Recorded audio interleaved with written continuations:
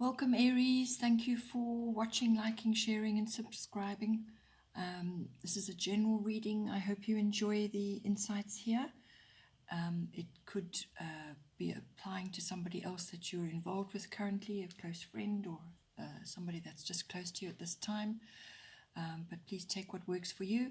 Otherwise, if you have strong influences in your birth chart associated with another sign, then please feel free to cross-watch to my other videos for further insights. I have shuffled and laid out the cards. I work with the 12 houses of the zodiac. So as the cards appear in each house, then those are the influences that are coming to bear at this time. So in the first house, you have Pluto transformation. So this is aspecting, this is highlighting quite transformational changes which you might be undergoing at this time. So now the first house deals with the physical body, your appearance, the self, and how you appear to others, how they are viewing you. It's also your personality and your characteristics, your observable characteristics. It's your physical body. It's also your self-oriented interests. So that can be your workout regime or your, how you go about your daily life, how you project yourself, your attitudes and so on. So it's everything that you're pushing out and what other people can see. So now with Pluto transformation going on, this is indicating a number of things, but it can be a form of renewal, regeneration, feeling powerful. It also deals with healing as well, but it's transformative. So however you have been in the past, whether you've been grappling with something and now you're finding your way forward and you're actually transforming that, if it could have been a physical issue or a deep emotional issue, or it's just how you are projecting yourself outwards in the world, you're changing that now. It's a very deep and powerful aspect to be having. It can also make you appear quite sexy or just make you feel sexy. It does have that aspect to it. It's also a no-nonsense kind of energy. So you clear away the old to make way for the new. So this is clearing out perhaps old ways of doing things, the old ways of your personality, aspects of your personality, how you've made your way through the world previously. You're going to be changing that. Some of it may be forced on you. In other words, you may be forced to do that because you are simply not making the changes required. So there could be some sort of surprise upheaval which then sort of propels you forward to make these necessary changes. But it is life changes. It's also the unseen coming to light. So whether this is in the physical body and something now rises to the surface, or it could just be some aspect of yourself that you weren't aware of, or people are just viewing you differently now. You might be coming across as very influential and powerful, or you could also be coming across as a little bit ruthless. So this aspect also brings in the need to trim and monitor your spending. So how you are when you're out with others, or how you are being seen by others. You may just need to be a little bit austere with that, just to keep a steady hand on things. So yeah, it's quite a powerful influence. The first house will also aspect your seventh house, which we get to later, because the seventh house deals with your relationships. So how you are in yourself and what you're projecting outwards is going to influence how others perceive you, especially in your close personal relationships. So perhaps the way you have been before, you're now changing that within your relationships. You're going to be coming across a little bit more differently. So it may be overcoming, perhaps you were shy before, now you're sort of coming out of your shell a bit. So there's lots of different ways that can come in. It can also come into your house of communication, in other words, how you are communicating with others. So it's a very powerful influence that you could have on others. It can also, as I said, also be ruthless. So just monitor that, harness the best aspects of it, transform what you need to, but don't come across as being manipulative or or just wielding way too much power and overpowering others with what it is you're trying to do. Then in the second house, we have the water element, which is sensing. So now the second house deals with everything to do with your money, your income. It's also the house of ownership. So this is your possessions, your what you own, your things, your material things. It's also your property, your land, and it's also the house of self-worth and your values. So now with the water element sensing in there, you need to follow your intuition and your instinct. So it's about gut feelings. So what you need to ask yourself, you need to check in with your feelings on a regular basis and say, well, how do I feel about this? How do I feel about my money coming in? How do I feel about my values and my self-worth? Am I actually honoring that? And so on. So it really is about getting in touch with your deep feelings. It's also about going with the flow. So you may want to aim for certain things, but you just got to go with the flow at the moment. You will need to spend possibly some time in quiet contemplation. You may also feel at this time that when it comes to those areas of your life, you may just feel a little bit adrift, a little bit alone, like you're just heading off in a direction. You're not really sure 100% where you're going. And that's where your faith comes in, your sense of faith. So faith that you are going to be moving in the right direction and that you just got to go with the flow for now. You could also be in a pause period where you've got to sort of, it's in preparation for something. So just if you're in that situation, then just gather your resources in preparation. And if obstacles do come up, just flow around them. Don't challenge at this time. It's also an indication of not giving up on your goals and what it is you want to do. Just go with it for now and contemplate your movement, but just go with the path of least resistance. It also may indicate a time of to rest and withdraw and just assess, contemplate, really tap into your feelings and actually make any decisions you need to make it with intuition and instinct. Then in the third house, we have Chiron, which is healing.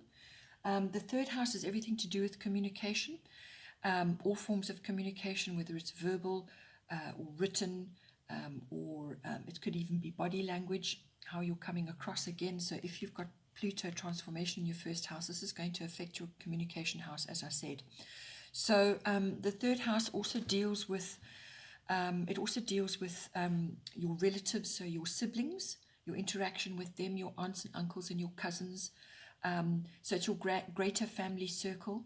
It's also obviously connections with others. So this could even be via social networks and things. It could also be part of your job, how you communicate, all of that. But this is, when you've got Chiron in there, Chiron is the wounded healer. So through very difficult, painful periods, clarity and understanding can be found. So what I feel for this is actually that you need to harness your empathy, your kindness, and you need to apply deep listening to others. Because when you do that, then you can formulate your reply. This time, this house also deals with learning as well. So you could be learning about natural therapies or just understanding natural therapies, the healing arts. It's also publishing and writing comes in here. Astrology comes in here as well, medicine, and also quantum physics, if that is something that interests you. So it's also about taking what you understand and applying it. So it's almost like transforming how you are in the world, how you are communicating with others. It's also about sharing your experiences. So possibly you have been through certain things and now you can share that with others. So it's sharing, whether it's verbal or written, with others. It's also about rising from sort of difficulties that were quite transformative. So you may have had experiences in the past where you really had to overcome or just learn new ways of making yourself understood, your self-expression. So it comes out about that with that as well. It's also about, as I said, sharing your personal journey. So that may be applicable for you at this time. The third house covers also short trips. So it's going to be beneficial for you to do little trips into nature because Chiron is all about that, natural things. So it's short trips to places which are healing for you. So whether that's, into the mountains or just back to nature in some way, shape or form. It could be the local forest, walking and riding in the forest, or just taking weekends away where you go to just enjoy the peaceful environment and where you actually feel rejuvenated. So it's about that as well. Then in the fourth house, this is the house of home. So now with Aquarius, I know coming up in there, possibly, I feel that there are, well, the number 23 also indicates change, but it's also about the actual fourth house deals with your physical home, your actual home, the actual structure, but also your home life. It could even cover what's going on in your home. And it's also the your ethnic identity, your roots, your foundation, what you rose from. It covers all of that. So with Aquarius, I know it's quite likely that you will have visitors in your home or people in your home who are of a different or a more exotic background than you. So it's exposure to that, and it's a learning experience as well. So interacting with them, understanding their views and where they've come from and what they know in life and how they live and so on. So it's exposure to all of that. You could also be experiencing a change of lifestyle. So it could become more, Aquarius is almost unconventional. So you may have a few eccentricities in your home, but it's basically a bit slightly more freedom-loving, more bohemian way of life. It's unconventional, or you may just be enjoying aspects of that and bringing it into your home. But with whatever changes you make, they must be practical because that's something that Aquarians also need to apply on a broader basis. They live very much in the future. They love all futuristic things, but when it comes to practical application, that still needs to be applied. They're very rational, so it's a case of taking the changes that you want to make, or whatever influences are currently in your home, and interacting with them in a practical way. You could also be having technical upgrades of some sort because Aquarius is all about future tech. So you could be, it could be some upgrade that you're experiencing in your home, whether it's a new alarm system or some kind of smart TV, or it could just be some other aspect that you're bringing into your home life. Or you could just be meeting and bringing them into your home, people that are more technically advanced than you. They're sort of almost cutting edge. They understand technical applications. You could also be experiencing support from your friends and family and alliances at this time in your home. So possibly there could be something that you want to initiate and you're going to get support in some way, shape or form. You could also be trying something new. You may be meeting quite artistic people. That's the other side of Aquarius as well. But friendships are important, so you may just be entertaining or having visitors of some sort. But there is either a change of lifestyle or it's people coming into your home which are going to influence you in some form. Then in the fifth house, you have Grand Trine Blessings, wonderful card to be having in the fifth house. Your fifth house is everything to do with your children, if you have children or children that you are associated with. It's also the house of creativity, and it's also the house of love affairs and recreational activities of all kinds. So that's having fun, sports, any kind of recreational fun activity. It's where you go to rejuvenate and to exercise other parts of your life apart from career and so on. This is about recreation, actually, taking a break. So now with the Grand Trine Blessings are coming up there for you, Very beneficial card. It indicates luck. It indicates wholeness and completion and harmony. So this could be what you're experiencing with your children. You could either be experiencing it and it is spilling over into your children are witnessing that in you, or you are witnessing it in your children, or it could be both. So it's a kind of a harmony, easy flow. You've got to still keep your hand on the wheel. You've still got to work at whatever's going on. You can't just abandon sort of goals and ambitions that you've got, or I'm thinking from a creative point of view, because this house covers your creativity as well. So you can expect flow, and you can expect abundance, and you can expect expansion, but you still need to keep your hand on the wheel. You still need to steer your ship towards your goals. But it's also about timing. This card is about right place, right time. So either, as I said, you or your children. It could be a creative project that you're trying to get off the ground, if it's to do with a love affair, you could be either meeting somebody or in a love affair with somebody who's very supportive. It's a very supportive partner that assists in your success. So very positive card, very positive influence. If the love affair has potential for long term, if you are both going to nurture the connection, because this is it's a flow. So it's about nurturing, and it's about being grateful and bringing out the best in your connection. So it has long term potential if you're both applying equal effort and want the same sort of outcome, which is contentment and blessings. So that is available for you in any case, in any one of those areas. It's also, as I said, contentment, having fun, but just don't sort of slip into escapism or sort of get carried away. As I said, keep your hand on the steering as well, but really you can expect to feel quite harmonious in those areas of your life and to have good flow. Perhaps aspects that were blocked before will now clear away, and now you get the blessings coming in. Then another very supportive card. This is in your 6th house, which is your house of work, workplace, your work colleagues. It's also the house of health and diet, and it's the house of pets. So something with a return, it indicates that something is returning to you. So now Jupiter takes about 12 years to go right around the zodiac.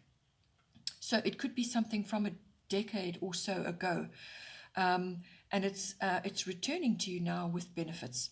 So this could be something that you worked on, sort of over that period of time, something that you worked on, or something that you planted, some sort of seed that you planted, or perhaps something that you were involved in, it didn't really work or didn't take off as anticipated, or it's a plan that you forgot about, or it's something that has sort of been put on the back burner and kind of almost overlooked. Well, it comes back now and it bears fruit. It brings you benefits from that period. Something comes back to you from there. It's also just good luck as well. It's the green light. It's your path being cleared for you. You can expect prosperity in some way, shape, or form. It usually brings that in, but it's also just abundance in all kinds, which can be abundance of work, abundance of happy work colleagues. It could be an abundant workplace. There's lots of ways that can come in. But it's also, as I said, about fruition from past efforts.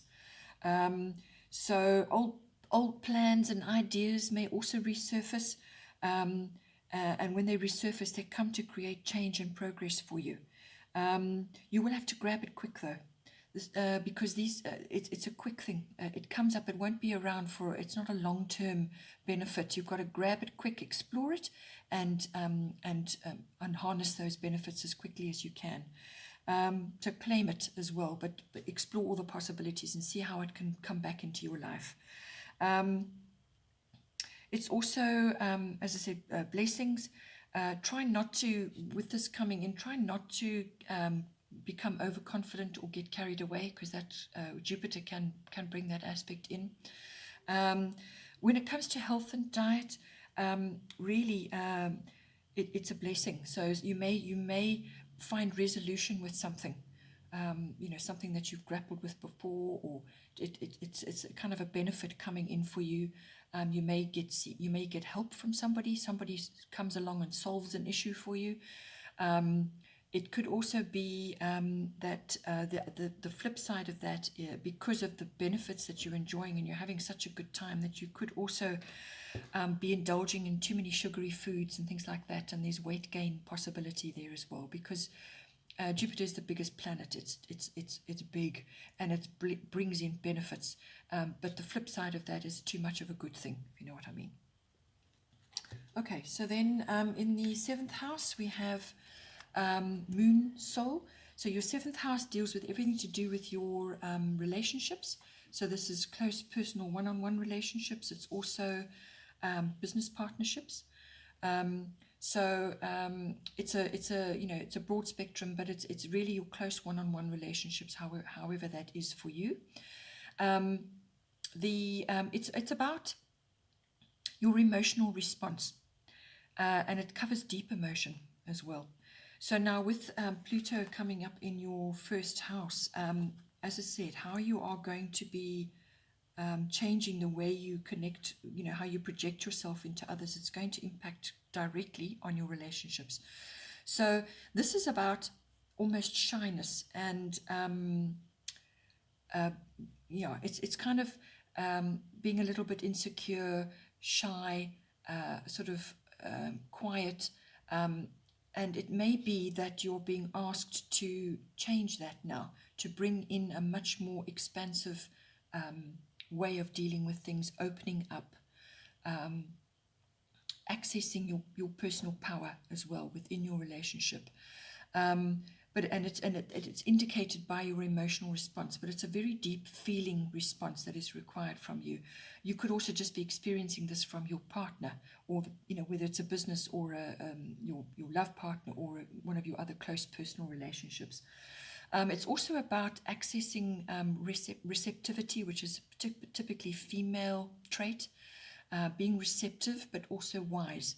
Deep feminine wisdom. So whether you're a male or a female, your feminine wisdom is there. We have male and female in each of us, and this is asking you to bring in the female aspect of it, which is the deep feminine intuition as well. You may be experiencing fluctuations in your relationships, so you've just got to go with the cycles with this. Follow the cycles of the ups and the downs, or however it's going, because there is an aspect to this where your path may not be clear with this person or in this relationship. It might not be clear. Things are not what they seem. So some aspects are not known to you. And that may not necessarily be a bad thing. It may just be that the time is not right for those aspects to come out or to be seen clearly. So it's about accessing your deep intuition and just going with the cycles as well. But if you feel something is off, then by all means address it. But just bear in mind that some things may be not as clear as you had hoped, or what you want. But there may be reasons for that. It also covers the feminine mysteries. It covers birth, the moon card. It could just be the birth of something new within your relationship. There can be many ways it can come about. This card also covers who we are in secret. So as I said, possibly in the past you have perhaps not revealed all aspects of yourself to your partner. Well, with Pluto in your 1st house, that has to change now. So however you have been operating before is now requiring much more openness and sensitivity, but also just accessing your deep emotions. You could be involved with somebody and you feel it could be somebody from your past, could even be a past life, but it could be somebody from your past and you just feel deep familiar feelings for them, or your relationship is deeply familiar with them. So it could be all of that as well. There's also the moon card also brings in your habits, what your habits are, and sort of interacting with that in your partner situation. You could also be understanding feelings about what makes you feel safe in a relationship, whether it's close personal or an actual love relationship or a business partnership. You're kind of getting to grips with what makes you feel safe. The only other thing with the moon is not to attach to that person or relationship. It's about harnessing your wisdom and not overly attaching and becoming sort of almost like clinging. The moon can bring that in as well. Then in the 8th house, we have Saturn, Truth. So strong card coming into your house of big finances. So this is the house of tax, insurance, investments. It's the house of legacies and inheritances, if that applies to you. It's also the house of banking and accounting. It's the house of other people's money. And it's the house of shared resources between partners. So whether that's love partners, so committed partners, or business partners. So that's all your material and emotional resources, the deeper, really deep joining of those two, the merging of those in a partnership. So with Saturn coming in there, there's probably been some difficulties, or there will be some difficulties coming up. Always remember with Saturn is about building a very good, strong foundation because it tries to bring solid achievement into your life. So, or just solid results, really. So that is always the aim of Saturn, to bring in that balance and that harmony to you. But through that process, you've got to really apply yourself. So it may be that you've been through a slightly, sort of difficult period, and there is light at the end of the tunnel. So you may be in the tunnel currently. There is light at the end of the tunnel. You just have to apply diligence, stick to your goals, and keep going, even though it may be restrictive and quite difficult at this time, or just you feel like you can't really do everything that you want to do. You've just got to be prudent with your finances, be prudent with your money, and just work with the Saturn energy, which is about, yes, it's about restriction, but it's also for a purpose. It's a very good purpose. It's helping you to be careful about what you're doing, but also to do things properly, to play by the rules and be fair. So avoid clashes with authorities, because Saturn is the big authority card. Be very, very careful with that at this time, because this 8th house also deals with, it has to have legal implications as well, because it's connected to big money. And this card also brings in tax issues and penalties associated with things like that. So it's a get your house in order when it comes to your finances, or just be prudent at this time, and there's slow progress indicated as well. So play by the rules, be fair, do things properly, it just to hang in there through any difficult periods. You may also be experiencing delays. Saturn can do that, but always remember that whatever you're being asked to do, and however it may feel, at the end of that, if you apply yourself and you do what is asked of you, then you will reap the benefit at the end of that. Then in the 9th house, we have Gemini, I think. So the 9th house is everything to do with anything foreign. So it could be foreign cultures or interacting with people from other countries. It's adventure, it's exploration, and it can also be higher education. So this is universities, adult education, further courses in study. It's also the house of publishing, and it's the house of public relations. So Gemini is wonderful for that. It's also the house of teaching and religion and your belief systems, philosophy, those sorts of subjects. So with Gemini, I think coming in there, you could be, whatever happens, you're going to have to be quick to grasp opportunities or ideas, because Gemini is quick. It's a very mental aspect. So this could just be an idea, an incredible idea, and you've got to jump on it quick. But also be mindful of the details, because don't overlook it in the rush to get in. You've also got to apply critical thinking there as well. It's also about communication. So there may be something that you need to communicate directly and be very succinct about it. Don't be over talkative or say too much at this time, because that can also be a Gemini thing.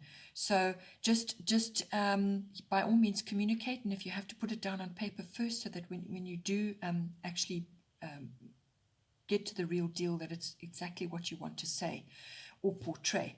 But I feel this is to do with something that you're learning, or it could be an educational course you want to do, or it could be, as I said, public relations, or it could be something that you want to write and publish, or you're involved in publishing in some way. But it's definitely communication oriented. And it could be books, exposure to something to do with books. But it's a very curious, adventurous, restless sign. So you may be, from an international travel point of view, you may be really wanting to do certain things, or you may just be feeling quite restless at this time and you want to just get out and escape and go and explore and do things. Whatever trip or undertaking that you're thinking about, you need to think about it. That's what it's saying.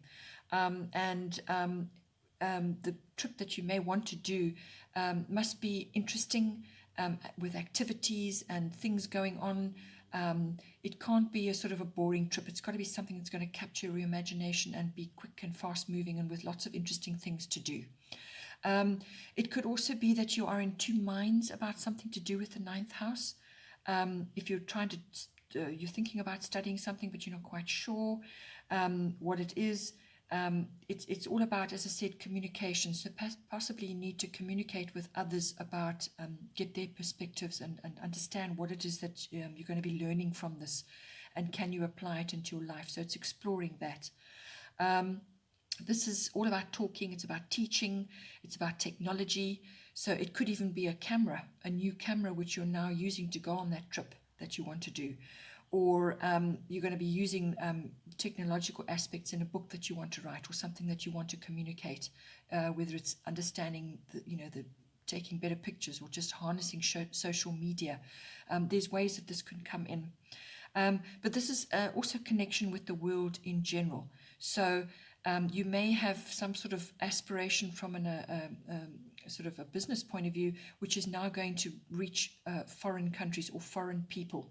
And it's about how you're going to do that, how you're going to be in touch with the world. So online, or how are you going to do it? It brings in that aspect as well. Then in the 10th house, you have fire element, which is desire. 10th house is everything to do with your career. It's also to do with your ambitions and your fame, your reputation, and your status, your public status at this time. So with the fire element desire coming in there, it's about, it's changes are on their way. So changes are coming to you. They could be quick. It could be indicate a new direction. And it's almost like it requires your rapid reaction. It's also about clearing the decks and to plant new things. So clearing away what has not worked, or what is just, it's a change. It's a clearing away and starting new things. It could also be an epiphany of some kind, or some kind of sudden understanding, or a new perspective, a new start. It's a very creative and energetic aspect, very assertive as well. So you may be needing to assert yourself in some way to bring about what you require. So if it's a career aspect, you may need to just gain clarity on certain issues. It's about putting your cards on the table, basically, getting very clear about what it is you want, or the people that you're dealing with. The 10th house is also authority figures.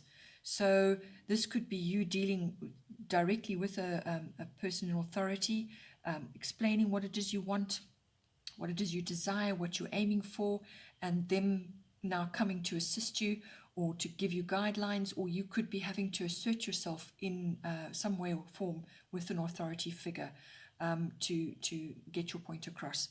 You could also be in contact with bossy people, people who desire to kind of take over what you have started or created. So just be mindful of that. But it's also about getting courage. It's also about having courage. So if it's a public status that you have, you may be changing that. So you could be going from an employee to an employer, or you could be going from married to not married, or you could be going from single to married. It's about your public status if career is not an aspect for you at this time. So there's some kind of change on its way to you at this time. And if it's to do with your reputation, well, it's about taking action on that and making it happen for yourself. Then in the 11th house we have Taurus. So very supportive card. Having this, your 11th house is everything to do with your friendships, your networks, any groups that you remember of, or your associations. It's also clubs. So it could be a club activity that you're involved in. And it could also be about your personal hopes and wishes, your hobbies and interests as well. So this is bringing in stability for you. Or you could be asked to be sort of gaining stability, but it's about growth, it's about duty, and it's about strength, and it's about wisdom. So you could be applying this to your friendships as well. So you may be asked to bring this into your friendships, or you are meeting or making friends with others who are bringing that in for you. So this is for you to learn more about you're going to be learning from their wisdom and their strength and their stability. So it's kind of a two-way situation.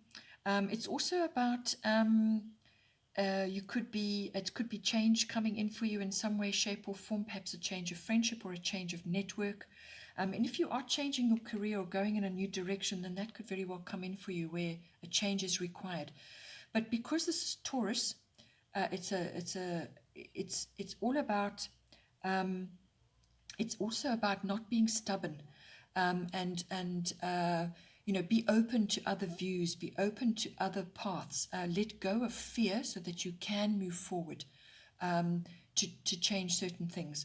So you may be required to do that. It's also about avoid being too materialistic about certain things, or you could end up having a friend who is quite materialistic. So it covers all of that. But it's about growth. It's about building. It's about creating a stable framework, stable friendships, long-lasting friendships, nurturing friendships, friendships and networks and people that you are associated with in a group context who are supportive of you and who you feel comfortable with. So it's a kind of contentment there as well. It's also about patience. So you may need to build up sort of over time, your friendships or your networks or your clubs or your associations. You've got to build that up over time and make them strong. They must be strong for you. And then from that comes the wisdom and the growth and the stability. You create that by the input that you're bringing in. Then in the 12th house we have void of course, moon missing. So this is a non-action card actually, but I feel what it's saying to you at this time is that particularly when it comes to your 12th house, the 12th house is to do with taking time to reflect, a bit of solitude, retreat, withdrawal. It's also about your deeper spiritual life. It's about healing and it's about mysticism. It's also the flip side of that is escapism and addictions of all kinds. So it's also resolutions to things and endings to things. So now your deep unconscious beliefs also come into this house. So this is your unconscious drivers, and which creates your attitudes as well. But I feel how this is coming in for you is that you do need to take time to rest, to sleep, and to just contemplate certain things, to recharge, because you need to pay attention to what is going on around you in order to plot the best course. There may be quite a bit going on, and you don't want to exhaust yourself rushing around doing things, because this kind of indicates rushing in your 10th house. So you need to take time out to actually to rejuvenate yourself and to actually just be not doing anything. So it's almost like a pause, it's sort of a time where you actually are preparing. So prepare, meditate, contemplate. So whenever you can, bring that in. I'm not saying that you need to be doing it all the time, but you need to be doing that in between so that you can plot your best course. This can also be about experiences in various types of institutions. So institutions could be anything. It could be universities, it could be hospitals, it could be banks, government departments, libraries, any of those kinds of places. And it's about your efforts there, or what you experience there. And with this aspect coming in, it can be you could find that your interactions in those places, or your experiences in those places are they could be confusing or inconclusive. Like the results that you get from there could be quite confusing, or just not actually solving anything for you. So that might come in. So really just say continue as you are, and wait until you get a signal to take action, or just to make yourself feel a bit better, feel stronger. And if you're experiencing stormy conditions of any kind, then it's just best to let it settle and then take action after a period of time. So it could just be a 1 week to a 3 week period, whatever. But it's also about looking deeply into yourself and just gathering your resources as well. Just stay as you are. Take no specific action during those rest periods, which that form of contemplation will actually help you to formulate the best course when the time is right. Okay, Aries, hope you enjoyed that. Wish you a wonderful month, and I will see you next time. Take care.